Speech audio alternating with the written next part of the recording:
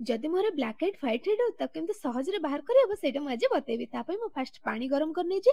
ପାଣି ବାମ୍ଫ ଆମକୁ ହାଇଏଷ୍ଟ 30 ସେକେଣ୍ଡ ଭଳିଆ ଦବାକୁ ପଡିବ। ଗରମ ପାଣି ବଦଳରେ ଆପଣମାନେ ପେଜ ବି ୟୁଜ୍ କରିପାରିବେ। ତାପରେ ଏଭରିୱେଥର ସ୍କ୍ରବ୍ ମୁଁ ଏଠି ୟୁଜ୍ କରୁଛି। ହାଲକା ମାତ୍ରାରେ ତାକୁ ନେଇକି ଯୋଉଠି ଯୋଉଠି ହ୍ୱାଇଟ୍ ହେଡ୍ ଆମର ହଉଛି ସେଇ ଜାଗାରେ ଆମକୁ ରବ୍ କରିବାକୁ ପଡିବ। ବେଶୀ ଜୋରରେ ଘଷିବା କିଛି ଆବଶ୍ୟକ ନାହିଁ। ହାଲକା ମାଲିସ ଟାଇପର କରିବେ। ଆଉ ଏଇ ଗୋଟେ ବଢିଆ ପ୍ରଡକ୍ଟ ମୁଁ ଫ୍ଲିପକାର୍ଟରୁ ଅର୍ଡର କରିଥିଲି। ୟା ଦ୍ୱାରା ବି କାମ ବହୁତ ସହଜ ହେଇଯାଉଛି। ଏହା ସାହାଯ୍ୟରେ ଆପଣମାନେ 1 ମିନିଟରୁ 1.5 ମିନିଟ ଭଳିଆ ରବ୍ କଲା ପରେ ଦେଖିବେ ଧୀରେ ଧୀରେ ସେ ଯୋଉ ଆମର ହ୍ୱାଇଟ୍ ହେଡ୍ ଗୁଡା ବାହାରିକି ଆସିଯିବ। ତାପରେ ଭଲସେ ମୁହଁକୁ ପୁରା ଥଣ୍ଡା ପାଣିରେ ଧୋଇ ନେବେ। ତାପରେ ଆମେ ଗୋଟେ ସଫା କପଡାରେ ଭଲସେ ମୁହଁକୁ ପୋଛି ନବା।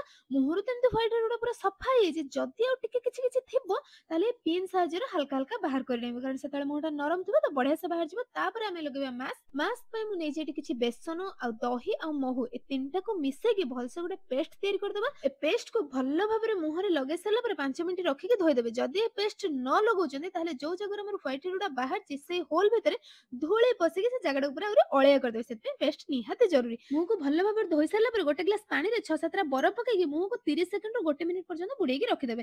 ଦେଖିବେ ମୁହଁଟା ପୁରା କେତେ ଫ୍ରେଶ ଫିଲ୍ ହବ। ତାପରେ ମୁହଁକୁ ଭଲ ଭାବରେ ପୋଛିକି ଗୋଟେ ବଢିଆ ମଶ୍ଚରାଇଜର ୟୁଜ କରିବେ। ହେଇଗଲା ଆମର ସ୍କିନ୍ କେୟାର ପୁରା କମ୍ପ୍ଲିଟ। ଆଉ ୟାକୁ ପ୍ରତି ୱିକରେ ଥରେ ଲେଖା କରିବାକୁ ପଡିବ। ହେଲେ ଆପଣମାନଙ୍କୁ ହ୍ୱାଇଟ୍ ହେଡ୍ ତ ପୁରା ଗାୟବ ହିଁ ହେଇଯିବ।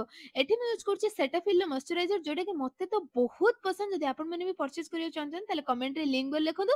ନହେଲେ ଏ ଭିଡିଓକୁ ମତେ ସେୟାର କରନ୍ତୁ। ୟାର ଡାଇରେକ୍ଟ ଲିଙ୍କ ମୁଁ ଆପଣମାନଙ୍କୁ ଦେଇଦେବି। ୟୁଟ୍ୟୁବରେ ଦେଖୁଛନ୍ତି ଏ ପ୍ରଡକ୍ଟ ମୁଁ ଟ୍ୟାଗ କରିଦେଇଛି। ସେଇଠୁ କ୍ଲିକ୍ କରିକି ଆପଣମାନେ ପରଚେଜ କରିପାରିବେ। ଲାଷ୍ଟରେ ମୁଁ ଭ୍ୟାସଲିନ୍ ଲିପ୍ କେୟାର ଗୋଟେ ଲଗେଇକି ମୋର ପୁରା ମେକଅପ୍ କମ୍ପ୍ଲିଟ ହେଇଗଲା। ଆପଣମାନଙ୍କୁ ମୋ ଫାଇନାଲ ଲୁକ୍ କେମିତି ଲାଗୁଛି କମେଣ୍ଟ କରିକି